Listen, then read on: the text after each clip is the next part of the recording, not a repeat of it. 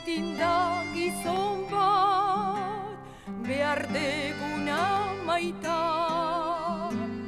Francisco Aizkibel jauna, Euskaldunen aita.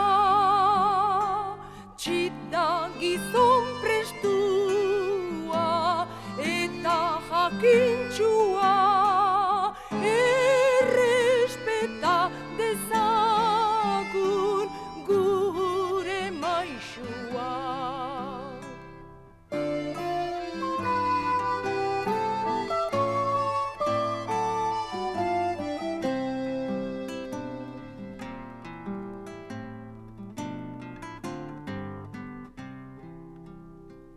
Bakean bizitzeko gure mendietan,